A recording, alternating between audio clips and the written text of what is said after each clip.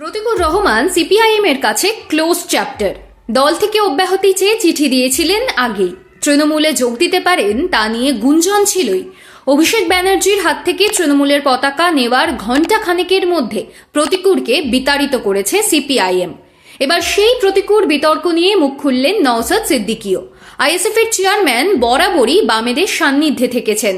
2021 সালের বিধানসভা নির্বাচনে জোট করেছিলেন। আসন্ন নির্বাচনেও বাম শরিক নওশাদ।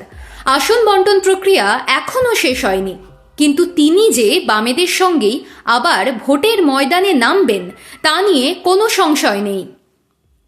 তার মধ্যেই প্রতিকুরকে ইঙ্গিতপূর্ণ কথা বললেন নওশাদ। সিপিআইএম ছাড়া প্রাক্তন ছাত্র নেতাকে কি নিজের দলে নিতে চেয়েছিল আইএসএফ? প্রতিকুর রহমানের তৃণমূলে যাওয়া মেনে নিতে পারছেন না। নওশাদের বক্তব্য, কে কোন দলে যোগ দেবেন সেটা তার নিজের ব্যাপার, কিন্তু আমার কথা যদি ধরেন, আমার বিরুদ্ধে অনেক মামলা হয়েছে, তাও কখনো নিজের নীতি নৈতিকতা বিসর্জন দিইনি, কারণ আমার লক্ষ্য সমাজ ব্যবস্থাকে বদলাতে হবে।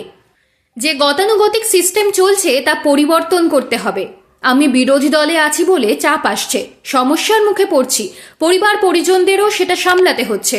প্রতিকুরদার ক্ষেত্রেও হয়েছে, তারপরও নিজের লড়াইটা চালিয়ে যেতে পারল না, দল পরিবর্তন করল। প্রতিকুর বলেছেন, বিজেপিকে আটকাতেই তিনি নাকি তৃণমূলে গিয়েছেন। এই যুক্তি মেনে নিতে পারছেন না নওশাদ।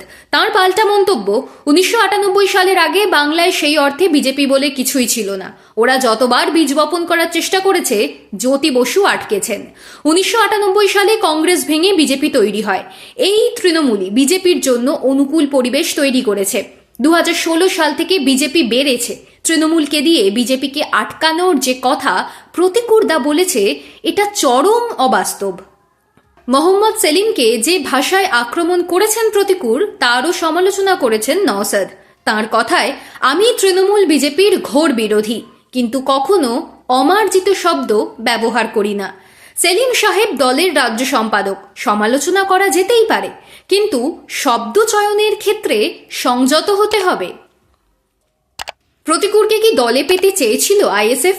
নওশাদ সিদ্দিকী বলে দিয়েছেন, না, ওকে দলে নেওয়ার জন্য আমরা চেষ্টা করিনি। তবে প্রতিকুরদার অবস্থান জানার জন্য আমি নিজে ব্যক্তিগত উদ্যোগে বেশ কয়েকবার যোগাযোগ করার চেষ্টা করেছিলাম।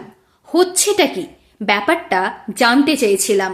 যদি কোনো প্রয়োজন পড়ে সাহায্য করতে পারি, আদর্শচ্যুত যাতে না হয়ে পড়ে তার জন্য যোগাযোগ করেছিলাম, কিন্তু যোগাযোগ হয়নি, ওদিক থেকে সাড়া পাইনি।